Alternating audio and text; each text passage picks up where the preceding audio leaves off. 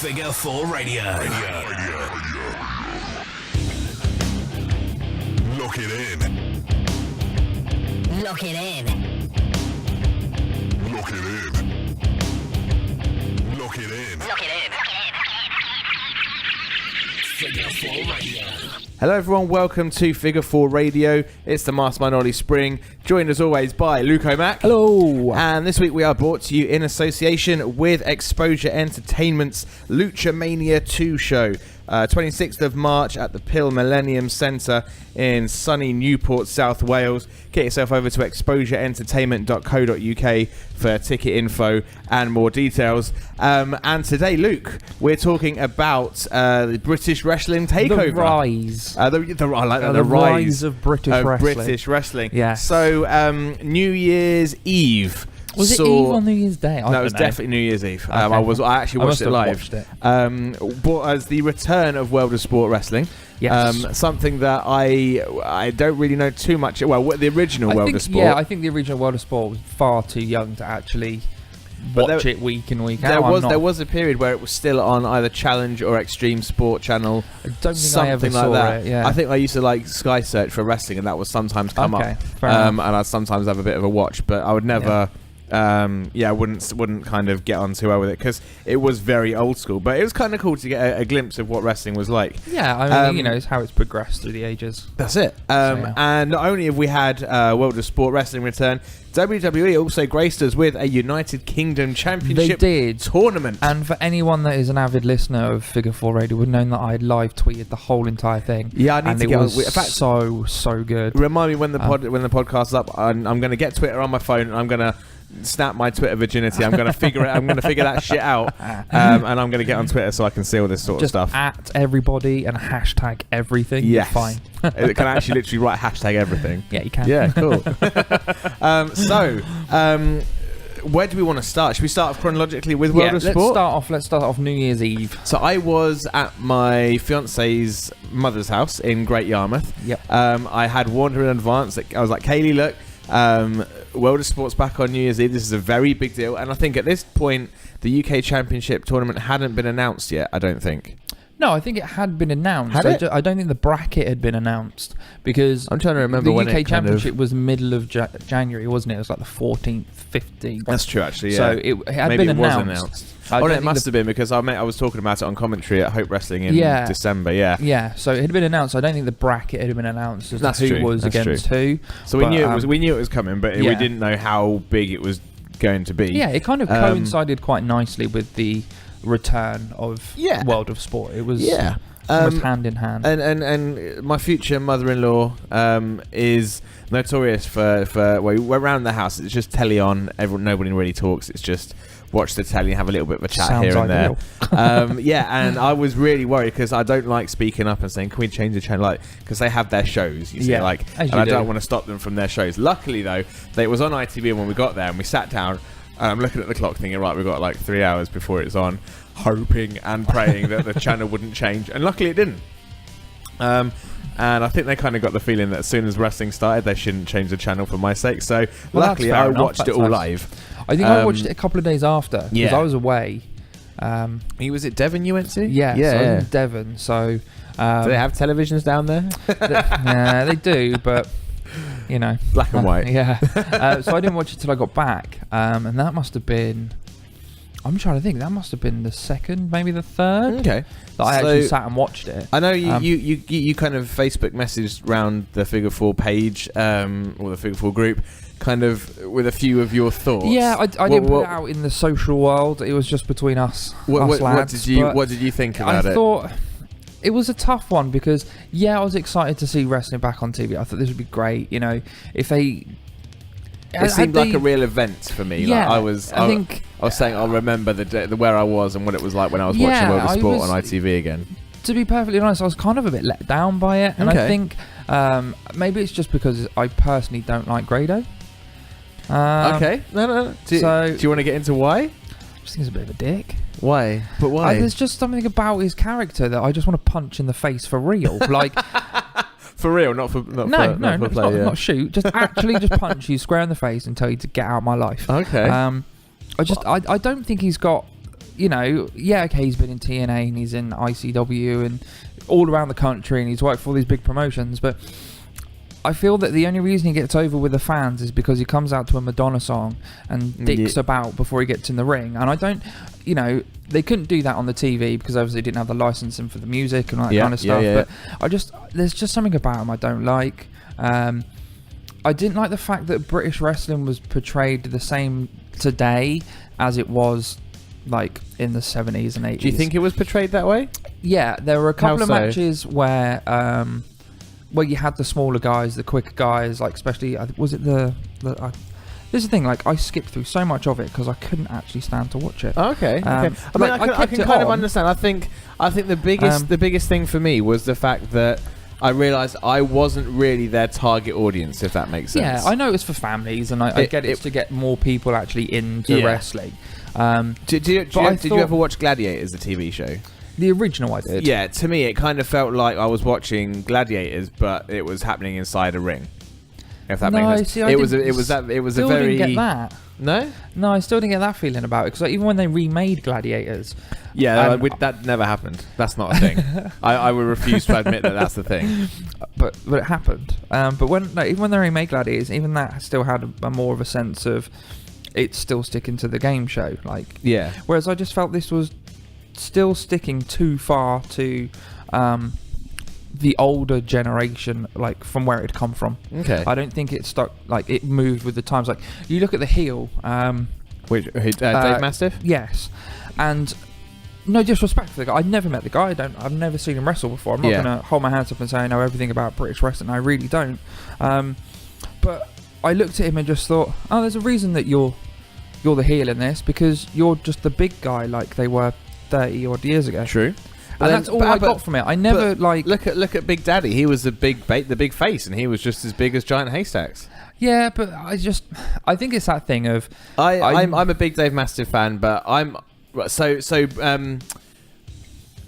going way back to the start. So my kind of knowledge and kind of information on the British wrestling scene all started from TNA British Boot Camp Series 1. Right, I had no idea there was a UK wrestling scene until that happened. Yeah. And then I discovered I thought it was WWE, TNA, nothing else anywhere else. I had no concept. You get into wrestling to be in one of those two companies, and that's it. Yeah, no, that's it. If you don't do, but then so I obviously discovered Rockstar Spud, Mighty Skull, the Blossom Twins, and then I think I liked Rockstar Spud after watching that, and then I saw that he was at a show for Southside, I think it was. So I liked Southside, and then it was just like bacteria multiplying and spreading. Like I liked more and more. I mean, like we do enough work with Hope. To really understand quite a lot about the British scene. We've seen some really big guys come in. You've commented on a lot of shows with some big guys. Been very lucky. Yeah, excuse me. And like you said, the scene is progressing and it is getting bigger. And you are, like you said, Southside, Progress, all these kind of places that are just getting bigger and bigger. Yeah. Like some, I think for me, maybe it sounds a bit marky, but some of the biggest names I know of, obviously Will Ospreay, but like Jimmy Havoc. Yeah, he's probably the biggest name that I would know coming to Hope. Yeah. I'm going to be commentating on a few Jimmy Havoc matches. If I can, I mean, there's a part of me that wants to ask him for a podcast. There's also a part of me that's scared to be left alone in a room with him.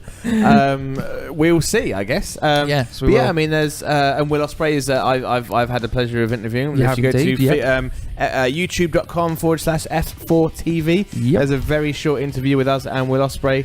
After a long night in Bedford, but I mean, there's a lot of big names. I guess produce some really big talent. Very much so. Jumping forward a little bit, we'll come back to it, but look at everyone in the UK Championship. Yes, we will look at everyone in a moment. But I felt like the World of Sport show was very. The kids are still up and they like wrestling. Here's a 2-hour show. It just felt a little bit. I mean, you got the foam fingers, which is a very that's a very gladiator thing. That's a real. I've been raised, as far as my experience in wrestling goes and commentating. I've been raised in that family-friendly environment where foam fingers and things like that are always on sale at the merch stand, things like that. So I've it was everything I was expecting. I think.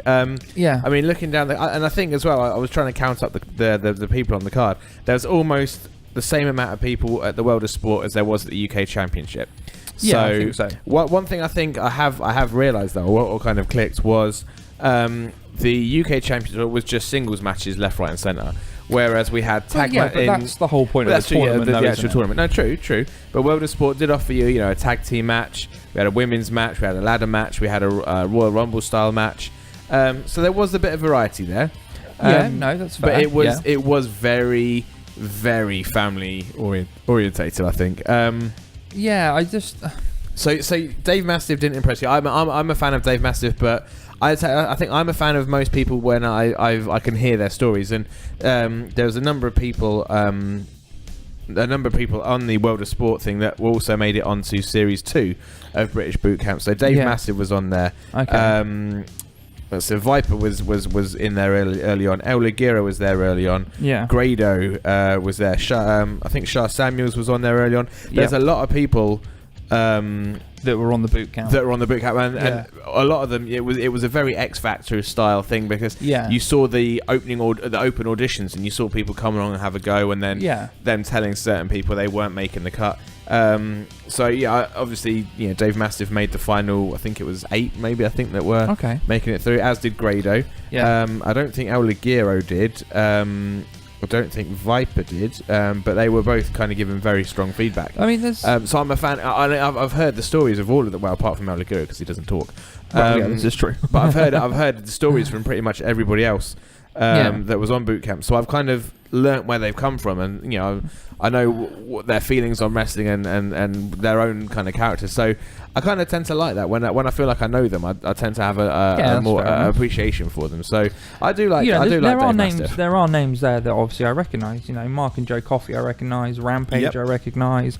Rampage Brand was on boot camp as well. Sorry, Ligero, El Ligero, Zach Gibson. I'm a fan. I mean, there are names there I recognise, and I've seen. I'm not going to say I've seen all their matches, but I've seen the odd couple of matches with those people in, and I appreciate the work. But I think just as the show was presented, I just felt it was really just pandering to, and like you said, maybe the casual fans. Looking at the audience as well, there was a lot of kids, a lot of people. Like, whenever my mum catches me watching wrestling, she's always like, I can't think of the way to describe it, but like, she reacts like she's never seen someone take a punch before. She's like, oh, did he just hit him in the face? I'm like, Mom, that's the most basic thing you'll get in wrestling. Like, wait until you see a top rope Hurricane Rana. Like, she'd lose her shit over it. There was a lot of those kind of, you could tell they weren't hardcore wrestling fans. Exactly. It was kind of a day out type thing. And I think that's what kind of ruined it for me a little bit, because it just seemed a bit, and again, I don't want to shit over Dave Mastiff, because, you need a pretty big shit. It spreads quite far, it's fine. But, it was that thing of like, unfortunately for him, the way I saw it was, they've gone, okay, here's the World of Sport. We're closed in the 80s or whatever it was. The last person to win it was a big guy. Let's make the big guy heel, and that's it. And like, for me, it just didn't progress with the way wrestling is now. I think it was kind of... I understand it's a family show, I understand it's kids, but I just think it could have been put on a much better way. Okay. I've been kind of weighing up the World of Sport and the WWE one in my head, and I think the UK Championship. One thing I loved with the World of Sport was like the graphics. Visually, it looked awesome. So like every time they announced someone in the Battle Royal, and like they'd have the little kind of the still shot, and I love the way it was presented in that respect. Maybe again, not so much with the intros were shit, I thought. Yeah, I just again though felt that was very game showy. I didn't. True. I didn't get much of a. This is a wrestling show. This is a live thing you've gone to watch. It was more entertainment than wrestling, wasn't it? Yeah, but I love that. I didn't like the fact that the intros were all very understated, but then at the same time, I felt like that with the UK tournament as well. Yeah, I think the intros for the UK tournament weren't great. The music was all generic across the board. Yeah, but then exactly the same. I couldn't tell you anyone's entrance music or echo it back to you in any way, shape or form. No, but I think the difference with that is, for me anyway, I think the wrestling stands out better in the UK Championship than Yeah. Another thing I was thinking as well is I think a lot of I don't think there was very many good, like, just solid wrestlers on the show. I think it was all people obviously they could bump and they could do the standard moves, but there wasn't any big spots really. It was all very kind of standard. Even stuff, the ladder match was really tame. Like, it was such a small ladder. True. And it was. I don't know. There was a guy, I think Danny Hope jumped off the top of the ladder onto the 3 guys in the ring, and that kind of looked a bit. Yeah, I remember actually sitting on the sofa with the other half when we watched that, and I paused the telly and was like, he kind of just fell off the ladder onto them, didn't he? I was like, yeah, we're going to rewind this, and you're going to tell me what's wrong with it.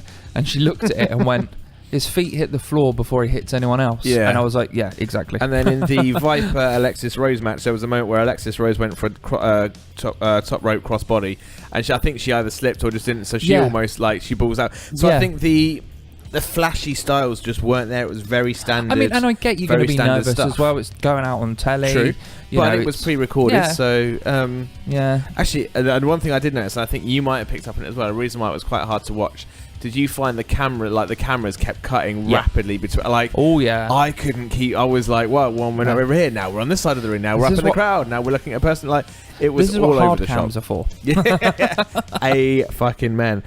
Yep. I think the first thing that set the tone for me was in the very first match when I think it must have been Johnny Moss jumps up on the ring and Shay Samuels runs round and pushes Grade off the top rope. The way the cameras cut, so it cut to the referee being distracted, and all you saw was you didn't see anything else happening. Yeah, and it was very kind of almost over rehearsed or over prepared as that's the spot on the ring that the camera's going to point on just as he jumps on that spot on the ring. And it wasn't all. It was very.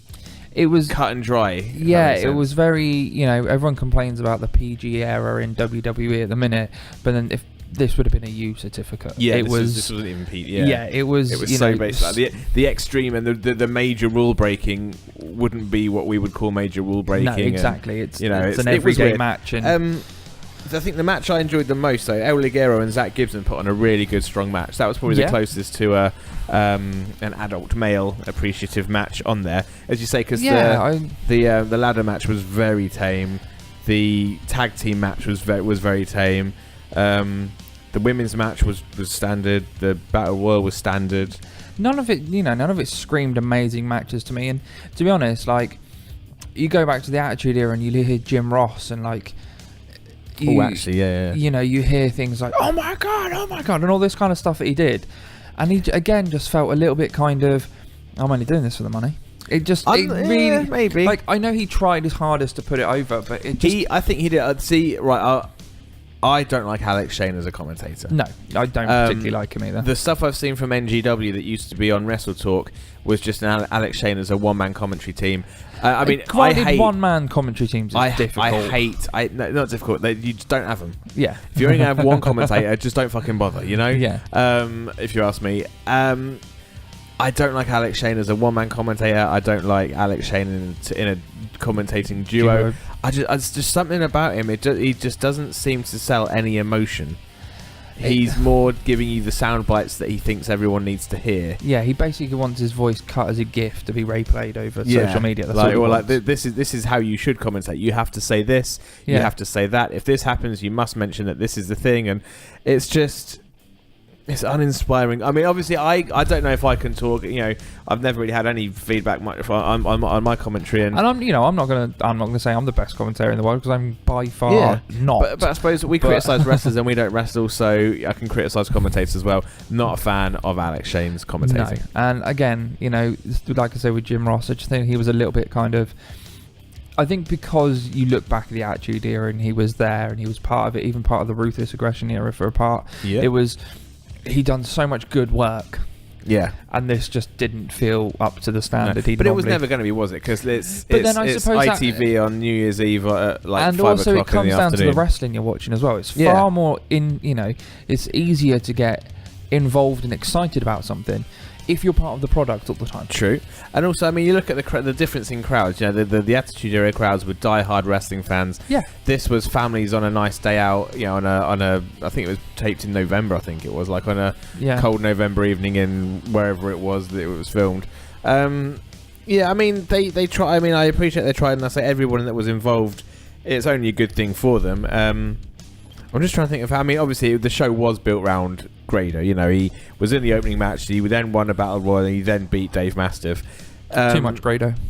Potentially. No. Just too much. It was. I mean, looking at it, I love the match between El Ligero and Zach Gibson. I've got a big soft spot for Viper, so it was good to see her in action as well. Joe Coffey is clearly, going far. One of the guys I was really impressed with, actually, Kenny Williams. Didn't really know an awful lot about him beforehand, but I loved his kind of 80s throwback character. Yeah, he's clearly got the skills in the ring. I really enjoyed that. But yeah, it did kind of just feel like a Christmas pantomime that was about wrestling. Yeah, it didn't okay, we had the story of Grado lost the first match in dubious circumstances. Yeah, but it wasn't even that. It just didn't. I know what you're saying. Yeah. But I think if you're not a diehard wrestling fan, and I think it'd be a good way to get into wrestling. I think it just shows. I think it just shows the two polar opposites of the UK. Yes. I wouldn't even say it's part of the wrestling scene because it was a one-off, but it was just two complete polar opposites. Yeah. But I think in a way it's kind of the difference between, I don't want to say like a Hope wrestling show to say a Progress wrestling show, but the old TAW, I guess, without a doubt, was very family focused. Yeah. And I guess in a way Hope is as well. I don't know. We had the Hope show at Halloween. True. That was not family friendly. Very true. No, that was an over 18 show, so they have their their moments, which is good. But yeah, I think it was for what it was, and if I was told going in, I could have probably guessed. Let's be honest. I think Grado was the biggest name. If you watched a little bit of wrestling, was the name you were probably likely to have heard of. Yeah, and I think that's why they did what they did. He was definitely the guy, the guy that was most over and that people knew. Yeah, without a doubt. So yeah, that was. I mean, as I say, for a family-friendly thing, it was fine.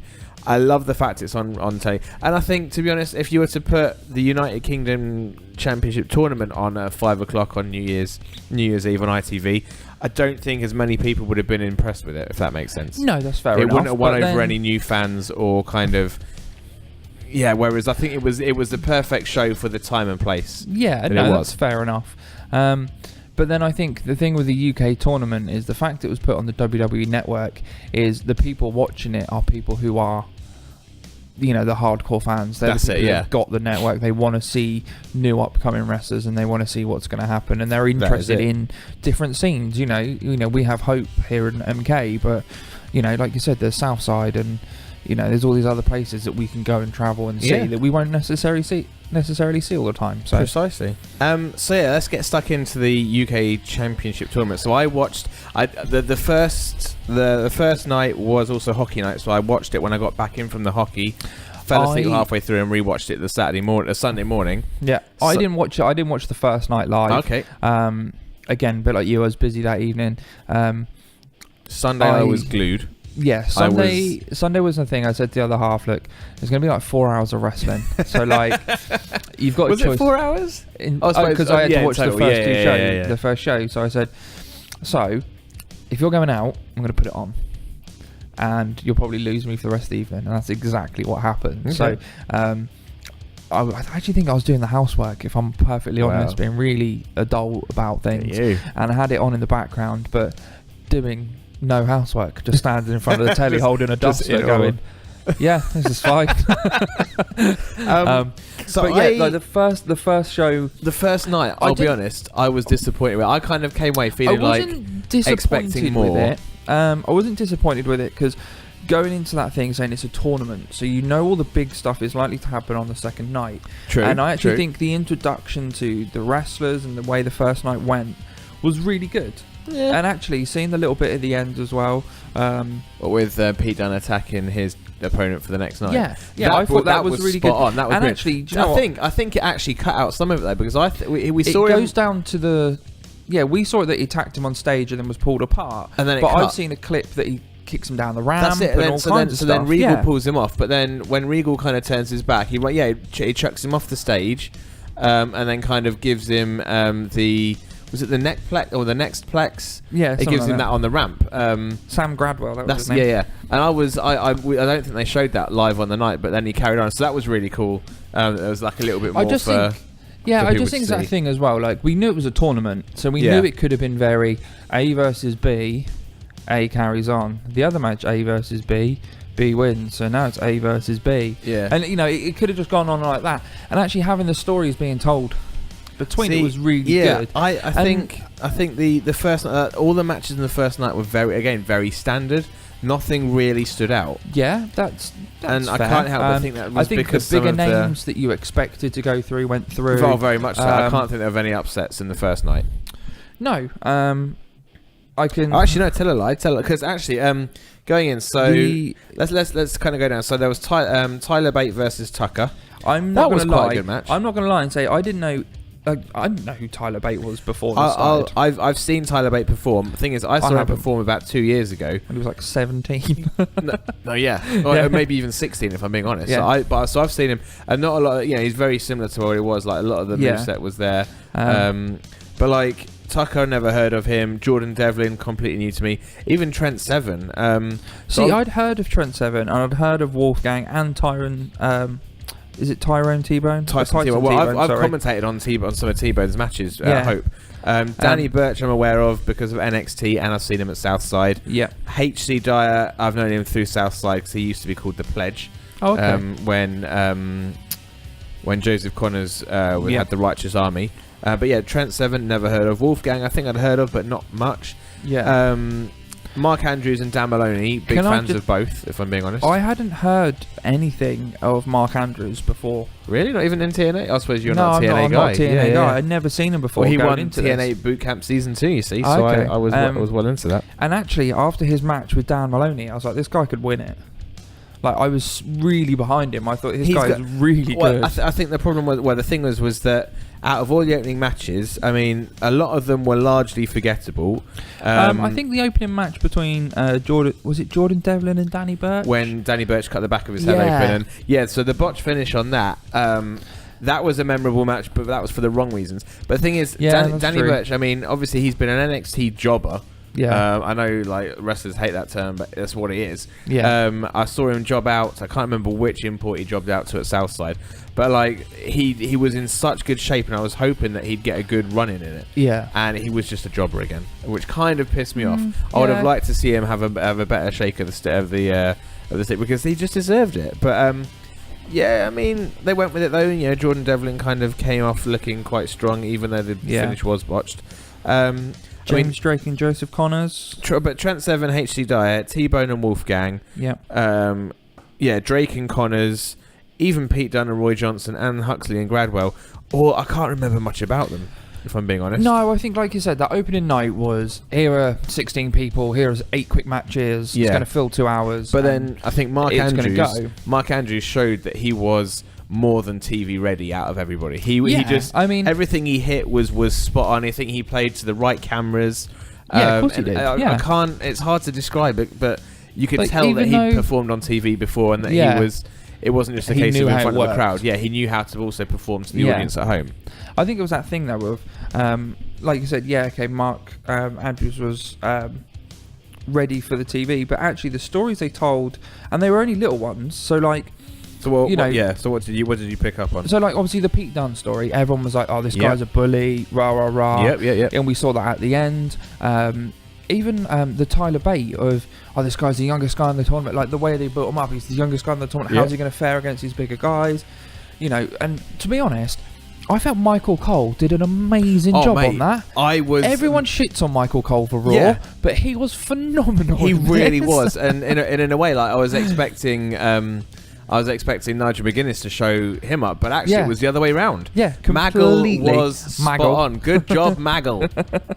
And to be honest, that just added to it, and I think the first night served its purpose. It got you to the quarterfinals. It got you to that thing of, right, now we're kind of in that proper knockout stage, if you like, what's going to happen. I think in a way it set up the atmosphere of what to expect the second night, because the crowd, despite the matches being what they were, the crowd were there and they were going to let you know they were there. I didn't realise, like, I've watched it again since.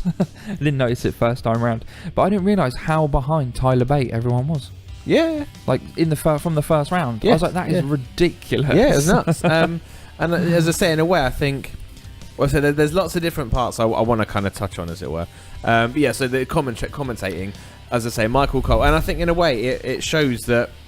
I'm guessing the reason why he's so shit on Raw is because he's got probably about 7 people in his ear saying, "Do this, do that, don't do this, don't do that." Whereas he was just it was no pressure. They just said, "Here are the matches. Yeah. These are the people. Off you go." And I've seen someone. I can't remember who it was. It might have just been a random shared thing.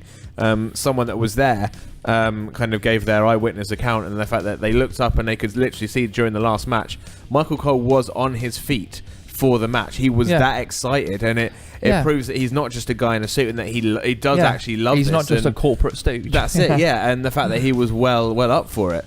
So yeah, I mean, it was really good to read. And I think Nigel McGuinness, Kaylee said that she didn't like, she was kind of like half watching. She didn't really dig it, dig him, to be honest. But I think for someone that's, I think it's come out. I'm not entirely sure. I heard rumours of it that he is obviously going to be the go-to person for the commentary for running the UK Championship, which I would love. Yeah, and actually, to be fair, considering it's the first time I'd ever seen him do commentary like that or anything like that. I've never heard him commentate before. I know he has. He actually did a really good job. Yeah, so he did all right. I think for me the biggest thing was. I don't think you've watched it yet, but The Last of McGuinness, his documentary. No, I haven't yet. No. I watched that with a tear in my eye. It was so emotional, and just knowing what it meant when he made the documentary, what it would have meant to him to work for the WWE, to see him achieve his literally lifelong dream. Yeah. Granted, he wanted to be a wrestler, but he is still working for the WWE. To see him achieve that, I was over the moon for the guy. I couldn't have been happier. No. And I think commentary-wise, UK tournament trumps World of Sport. Oh, hands down. Yeah, it was so. Down. I mean, good. JR sold emotion. He had emotion in his voice, like when big spots were hit. But then when Alex Shane just brings it all down. That's just Alex Shane. Says, oh man, like when he says "oh man" all the time, I'm just like, oh, just show us some actual emotion. Get excited over something. Yeah. Like that's all I want to see from him. Fair enough. But yeah, the commentary spot on. Yeah. In a way, I think the graphic-wise, it was very standard, but there wasn't any. No, but they didn't go overboard like ITV did with all the bright colours and no, kind but of then kid-friendly stuff. The building they were in, the ballroom in, the Tower Ballroom in Blackpool, that was such an amazing venue. And I guess that's the thing, and that venue had character, whereas wherever World of Sport was filmed was just fucking Studio 69 in some random. Film lot. And this is the thing, because the crowd was so close to the ring, in the UK Championship, it felt like a proper wrestling show. Yeah.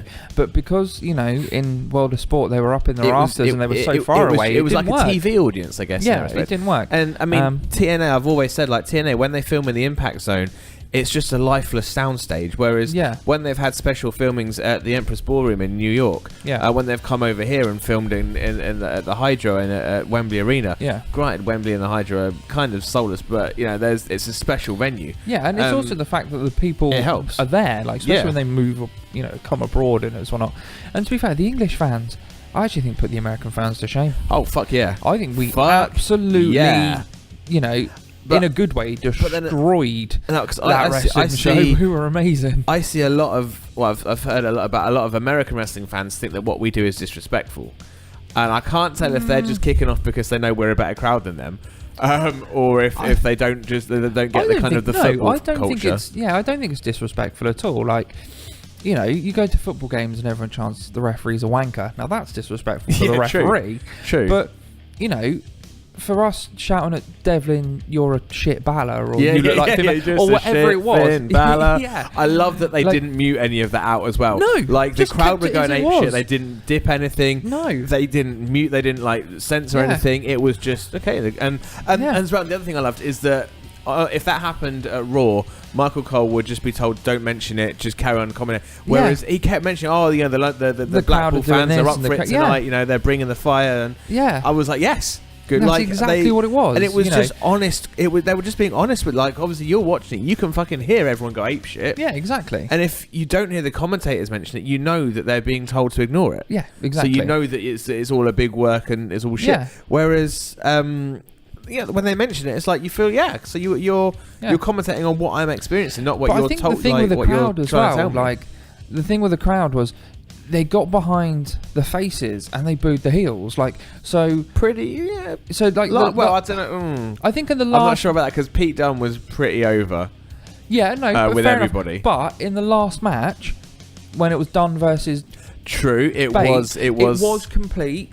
Bates is the face, and Dunne is the heel, and that is how the crowd played it. Yeah. They picked sides for that, and that's how it worked. And I think that's in a way that's one thing that pisses me off with wrestling is when the heels get cheered because it's like cool. Kevin Owens. True, but then I know I always say I like Kevin Owens, but if I ever go to a show, I'm not going to cheer. I'm going to boo the shit out of even him. louder for Kevin Owens because I know that's what he needs to get. Yeah, exactly. And it's like, in a way, this is what pisses me off. Everyone says they hate Roman Reigns. When he comes out, just don't boo. Just because the louder you boo, the bigger a reaction he's getting. So that's fine. Can you imagine if Roman Reigns come out and instead of all the people that are booing, just literally sat on their hands? Tumbleweed. He'd never get a push, but because you're booing him so much, he's getting an emotional reaction. So of course he's going to keep getting pushed. Yeah, this is the thing, and there's just people that cheer the heels just to try and because they want to be kind of cool fans. Yeah, no idea. That pisses you off because you're ruining it, especially at smaller shows. It's ruining it because you're not giving the baby face in the ring a hope in hell was a chance of being a good baby face. Yeah, but I do think. I mean, it was quite difficult in some of the matches to know who was the face, who was the heel, and whatnot. True. I still think that the crowd picked a side and stuck with it. I think they were, and I think that's very iconic of British wrestling. We will cheer who we want, I guess. Exactly. I guess in that case, so we kind of blur the lines of mostly everyone's a good guy. I think there were were there two guys from Blackpool in there. One of them was Sam Gradwell. Gradwell, the guy that didn't have an ounce of hair on his body.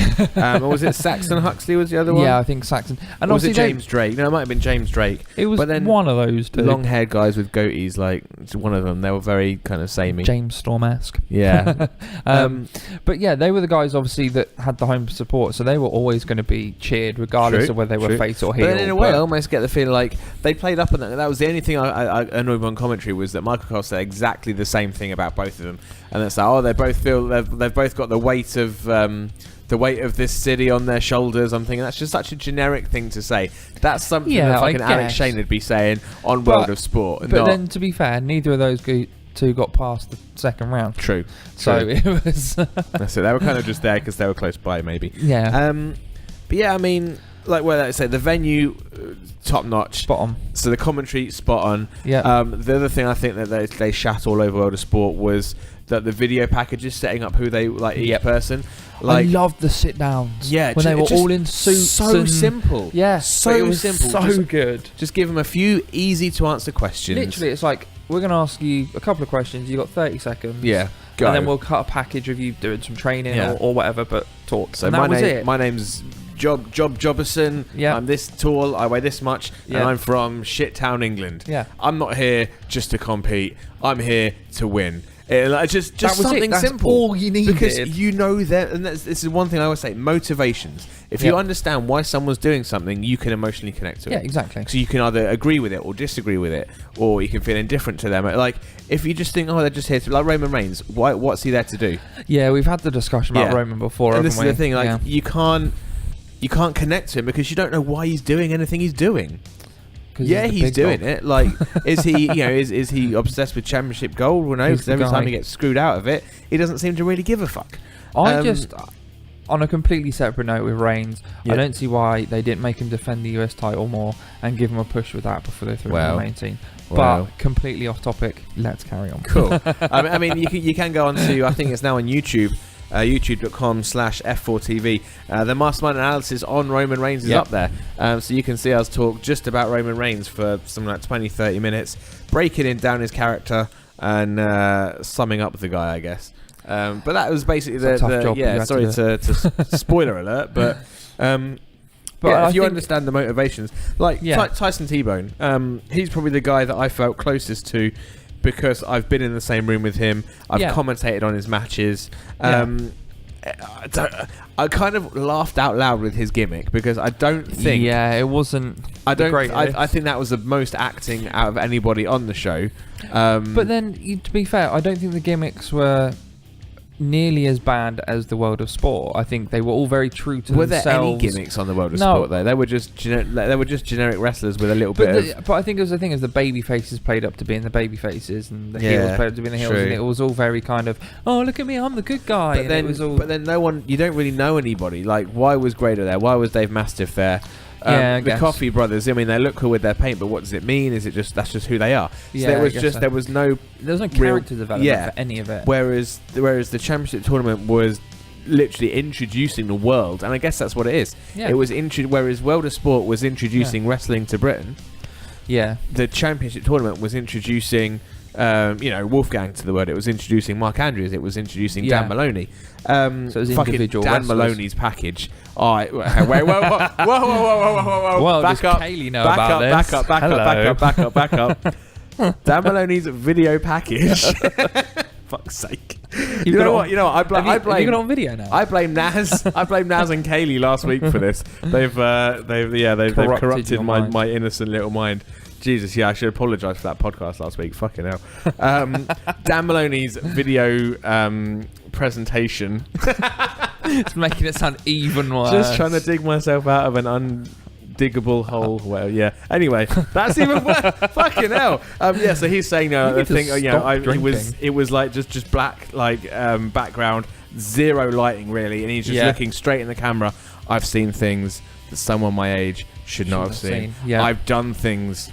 Someone my age. The only thing I think when someone said, "What things have you done?" and he was like, "I probably shouldn't tell you." Yeah. Like I was like, "Oh, you shouldn't." I get the feeling if he'd have had more time to prepare for that question and given a better answer, it would have won me over. Even so, but I mean, unfortunately, I saw Dan Maloney losing to Mark Andrews a mile off, but. I think that's the thing though. I think the first round was predictable. Yeah. I think it was, like I said, it was that second show, that second night where I like I said, I live tweeted the whole entire thing, and every 5 seconds I was like, this person's going to win it. As you know, maybe this one's going to win. Mind. As you know, maybe. But I think so where the first night I fell a little bit flat for me, the second night I was just top to bottom was just fucking stellar.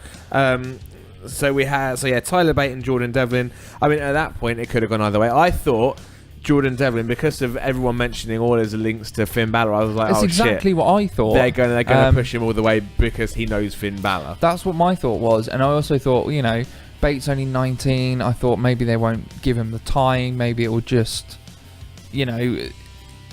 they'll push Devlin and they'll just keep Bate back because of his age. I thought, that would go against him, but. I can't, that whole final night from start to finish. It was just so fucking good. Yeah. Because I like the way that they played on the Devlin and Danny Burch match. So when Devlin hit the same kick on Tyler Bate, I mean, it was a bit of a weird finish because the ref kind of stopped him. I'm not sure why. I think he counted to 2 and then... I think they were trying to sell the fact that it might be Tyler Bate could have had a concussion or something. Yeah, the same thing that got Danny Burch kind of knocked out the previous night.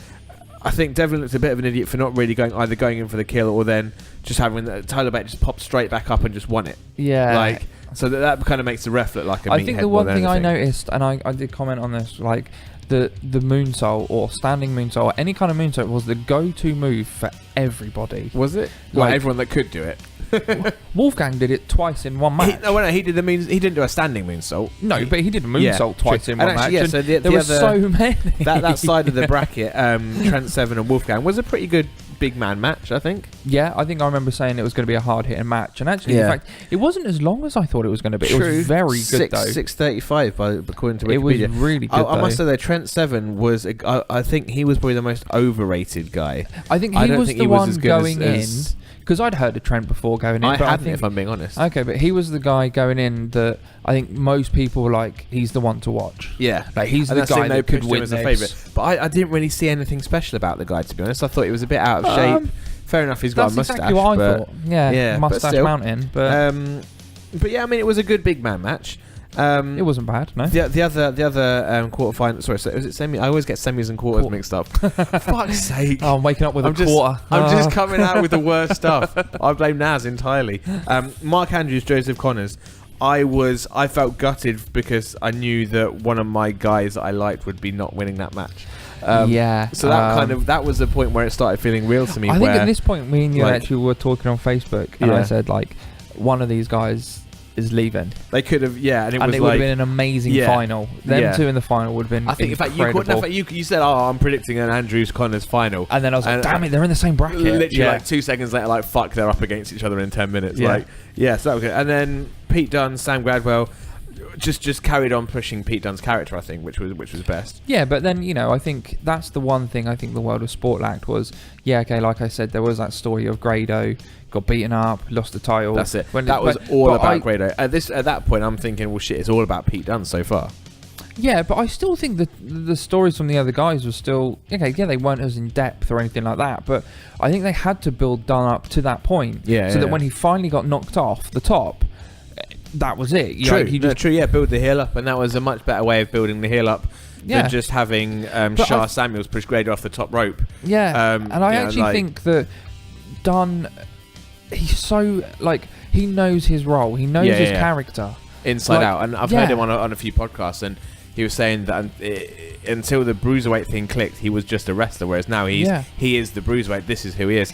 But I think he wasn't just a bully. It was that kind of cocky, kind of cowardly bully, because at the same time when Regal got in his face, he kind of backed down with backed off, and kind of like a little shitty teenage boy that you just want to punch in the face. But he does it so well, and that's what I think these guys had over the World of Sport one. Definitely, they knew their own characters better, and they weren't just pandering to that crowd. They were being themselves. And I think, to be honest, looking from the semi-finals, so Tyler Bate and Wolfgang, and then Mark Andrews, Pete Dunne. When Tyler Bate beat Wolfgang, the look on his face, he sold it perfectly. It was that shock of, holy fuck, did I just beat him? Almost like, not regret. I think because it was such a quick match as well. It was... Yeah, another 5-minute match, Yeah, it was so, I suppose they all had to be short because they had to fill 2 hours, but it seemed so much quicker than the rest of them, and it was that thing of Wolfgang was dominant for 4.5 minutes, and then solid, and then all of a sudden you get the Tyler Bate Tyler hit driver. Him with the Tyler driver, and I think I tweeted at that point saying that's the biggest Tyler driver of his career. Yes, not knowing that he was going to win, just win another one. And I think it was, and I think that the thing, I'm not sure if it was after that match or the quarterfinal, but when he was waving to the crowd and the whole sea of hands with just one hand in the air, waving, I was like, holy fuck, that kid is so over. But as I said, I didn't realise it. Like 1,000,000% he's over. I noticed it when everyone was waving at him, and I think because you look at things like with the arms in the air. When you see a sea of people doing that, it's impressive. Same with everyone putting a hand in the air and waving. It's impressive stuff, and I think if they can get that over, that'd be brilliant. Other side of the thing, Mark Andrews, Pete Dunne. To me, that was the match of the tournament. That was such a good match. I think in a way, Mark Andrews started becoming a guy that was going through the motions with his spots.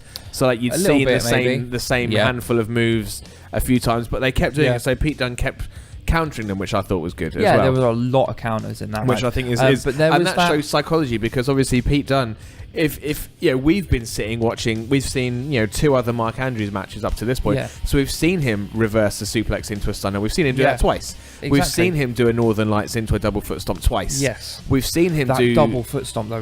Was just a standing one. And we've seen him do. There's a few kind of standard spots. So obviously we know what to expect, and you think if you're going to take Pete Dunne seriously, you'd like to think that he's also been watching and he also knows what to expect, but he's come up with a counter. He's got a game plan. Yeah. And that's what happened, and it was perfect. I think there was shades of Kevin Owens in that match as well. That power bomb onto the outside. Yeah. Oh, without a doubt. Yeah. And of course, that all then built up to Pete Dunne, Tyler Bate. I was like, well, Pete, I called, everyone called Pete Dunne from the start. Oh, no. Nobody really called Tyler Bate. Anyone, they were like, yeah, Pete Dunne had won it. Yeah, at that point. He was always the favourite. Yeah. But in a way, and this is my final thing, why I think it shits all over World of Sport, for us at least, because no one saw it. No one saw it coming, and I think those are the results in wrestling. Everyone thinks they know.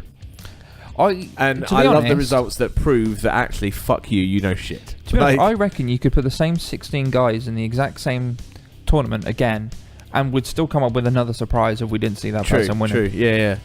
But yeah, so I think in that respect, I mean, I think obviously we are the people that it was aimed at for that. Yeah.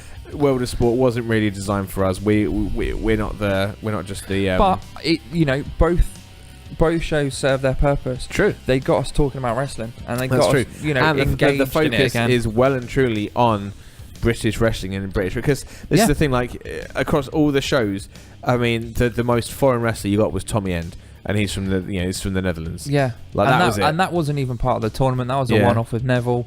And actually, just touching on that section just for a moment, I tweeted during the Neville promo saying he needs to follow this up with a big win. Yes. And I'm glad he won. Yeah, I know, without a doubt. Yeah, he needed to. At the same time, it makes Tommy End look a bit weak, because because Tommy End's just getting started, whereas Neville's been in the WWE for so long. He is the bigger guy at the moment. Oh, I guess so, but it was just, I think, he's the new guy and he's built as a big guy, so surely you'd have him in his first match just kick the shit out of someone. I know it was done, but maybe. But to be fair, the match they put on was really good. It was pretty good. I think, props to Viper and the other person for being the only two women out of the entire two shows that were on there. That's true. As I said, and I guess the other question is, I mean, one reason why I didn't want to get this podcast recorded too close to the tournament being done is because I wanted to see what happens next. Yeah. Unfortunately, we still don't really know. We still haven't heard anything. Because we have a World of Sport champion. Yep. And what's Grado really doing? Is he defending it? Is that like... I have no idea. Also, the World of Sport belt, very generic. United Kingdom Championship it was like a belt. Oh my god, it was beautiful. If that was a woman, I would make love to her all night long. It was the night, like they've unveiled like the new tag belts, the Universal title, and all these kind of shit. It just looks so fucking. Was the best belt, sexy belt. Though, unfortunately, the placement of the belt on Tyler Bate does make it look like he's naked. That picture I've seen everyone showing where the play button is over the belt, so it looks like he's a guy standing nude in the middle of the ring, and everyone's pointing to his dick. Yep. Yeah.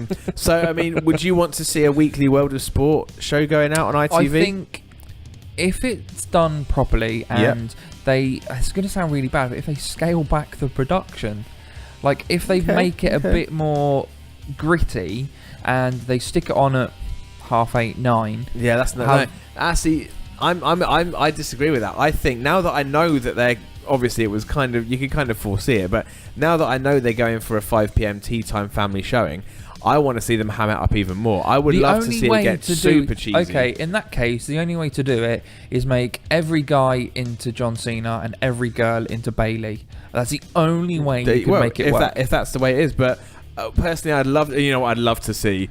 I'd love to see like maybe a heel GM, bring back Wolf from Gladiators, make him the heel GM. I don't know what he's up to these days. I don't know if he's still able to walk and talk, but that would be brilliant. But I kind of now, if they carry on with it and they bring it back on a weekly thing, I would love just to see them ham it up to the max. Yeah, no, that's fair. But I think if they do that, they still need to.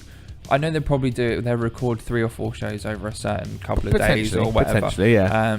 Just to fill it in. There's no reason why they can't maybe just have us, like in a way like Lucha Underground, just have a season of this many shows. Like we're going to be like Gladiators would have done, like every Saturday night game show. We're going to have like 20 odd shows. That's it. Just book it for 20 shows as they would.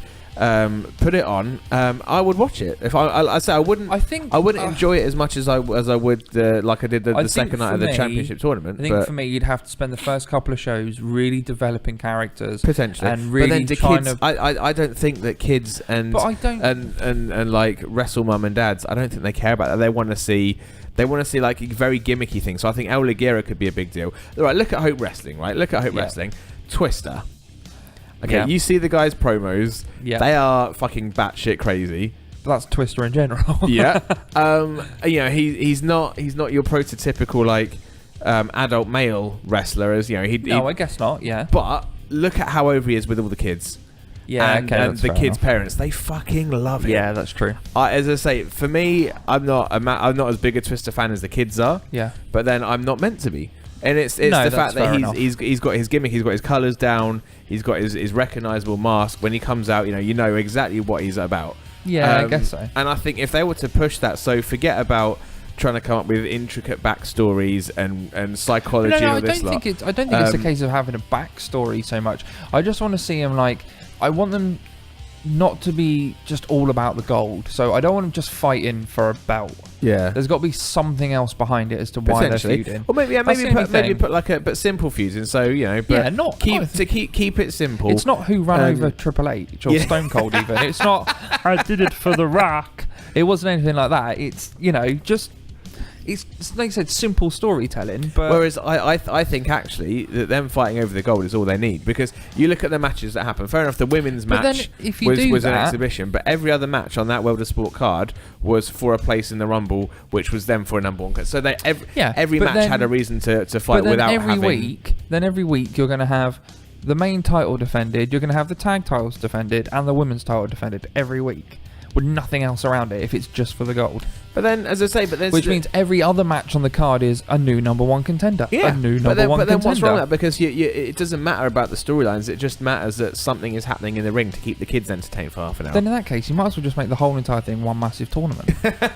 Well, no, but then that's at the same time that's storyline right there. Like, you just want to, as I say, the thing is with these family shows, storylines don't mean dick.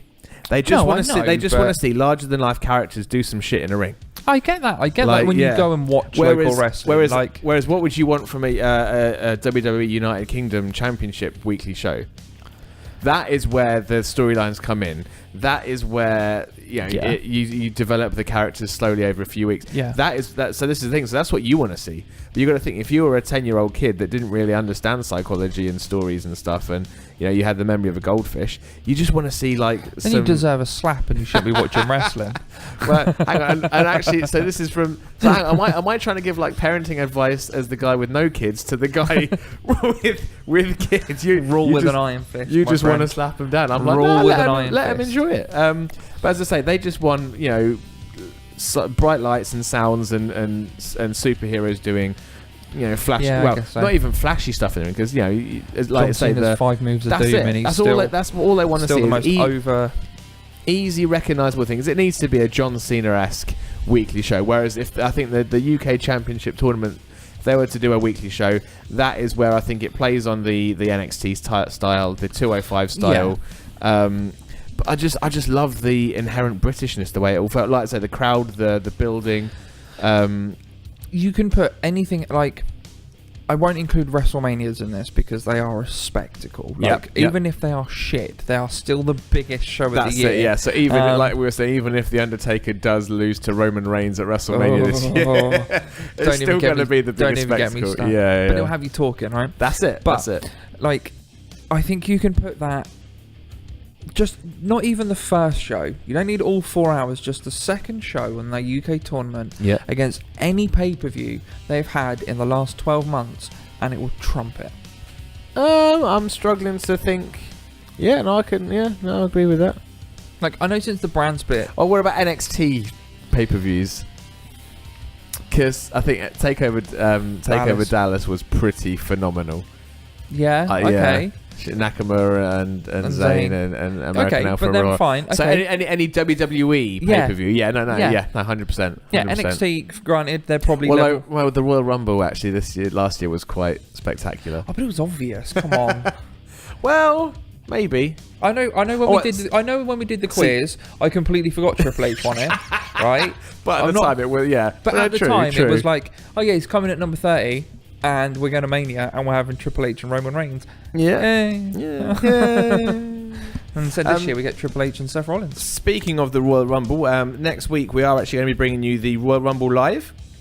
And a week today, if you're listening on the Monday. Hang on a second. Wait. Actually, no. Wait.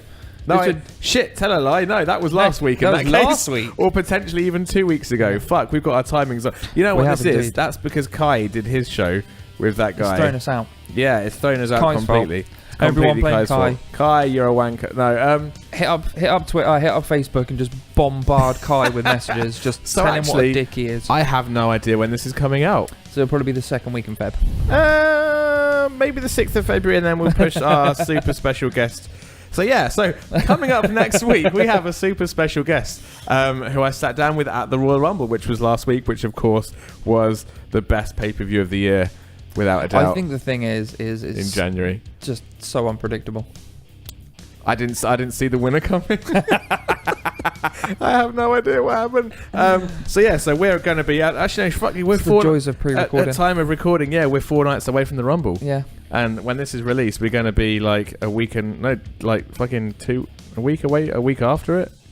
Yeah. I don't know. It depends what you're going to be our special guest. That's true. No, we'll maybe build her up. Okay. But then if I'm obviously going to build her up at the Rumble podcast. And then so this is all pointless. This could be a complete anti-climax because I should be building up even more. We're going to have something cool next week. We don't know what it is yet, but it will be fine. Yeah, so please tune in. We've broken down the UK wrestling scene at the moment. As I say, we could have talked about all the other on-demand progress and Southside and Hope Wrestling and ICW. The thing is, but as far as mainstream, the proper mainstream. The fact that wrestling was on primetime British television for the first time in 30 years, and the WWE Network worldwide, 2 million plus subscribers, potentially got to watch some of the best talents that we have to offer. Notice of the UK. The scene's the biggest it's been as far as I can remember for a fucking long time. A lot of people kind of judge the crowd harshly when they're chanting "We deserve it," but no, fuck off. The scene has been slowly grown from the ground up by handfuls of pockets of people up and down the country. I've witnessed it firsthand. I've been part of it. I've seen men and women and children, pack venues across the UK, and I've seen the guys behind the scene. I've seen just how much goes into just putting on a Hope show. Exactly. Weekend just gone, they put on 2 shows in Corby. Every single wrestler on that card was giving 110%. Exactly. And that's the thing. And the wrestlers themselves, they're also doing the sound. They're also doing the video entrances. Yep. Jeff. I spoke to him before the first Corby show. His hair was falling out because he was putting together the video packages for the entire show. Wow. And he finished like 5 minutes before he was in the opening match. Then finished the opening match, then went right back to doing everyone else's videos. Yeah, Hustle Malone, where he's doing the video production work for Hope Wrestling. Yeah, there's so many people that are all in the ring and working hard outside the ring to build the British wrestling scene to what it is now. And fuck yes, we deserve it. Yeah, damn right. We deserve all that. We deserve the recognition. It's that thing of everyone talks about the hardcore crowd in America is obviously Philadelphia. Yeah, go to Philly and they're going to scream, they're going to shout, they're going to boo, they're going to... Same with kind of Chicago, I guess. Yeah, that's more of a punk thing, though, isn't it? That's we want punk type stuff. But... Damn it, Phil. Damn you. But you go to the UK and it's not... we are a collective as fans. Yeah. You go anywhere, you go up to Scotland, you get that crazy reaction. Exactly. You come down to London, you go to Birmingham. You go to Ireland, you go to Wales, you go wherever, and you're going to have the same place. We're just a hotbed of talent, and that's always it's always the thing that's said. So you know what? Fuck you, America. We do deserve it. But yes. And with that said, and on that note, Luke, what's our social media info? So we're at Twitter and Instagram at Figure4 Radio. As Ollie's previously mentioned, we're on YouTube. Go to YouTube/F4 TV. We are on Facebook, which is Figure4 Radio. We have the website, which is www.figure4radio.weebly.com. I don't know if I'm going to keep because I've changed my job now, and writing up blog posts in my work time isn't necessarily possible anymore. So I might be doing my blog, I might not. We'll see. Right. Okay. But yeah, you do want to. One of the reasons you want to go to YouTube is our archives are now slowly being uploaded to make room for all this great new content, such as myself, the Mastermind, and the Naylor Naz, and the Phantom Kaylee Southern getting drunk and watching shit wrestling, which was pretty fun. And I guess that wouldn't have been last week's podcast. Now that I've been talking about it, that was a couple of weeks ago, but still. Yes. So head over to YouTube, check out the archives. As I say, make sure if you're on iTunes, make sure you rate, review, subscribe. Just click a few buttons. It really does make all the difference. Mixcloud, Podomatic. I think we might have even broken the top 100 on Podomatic as far as sport podcasts go. So guys, it really does make a difference. We do see. Even if you don't like to comment on Facebook or drop us a message, if you're listening, we do appreciate it. We are noticing. We do indeed. Your support. But for now, I have been the Mastermind Ollie Spring. I've been Luke-O-Mac. We will see you next week.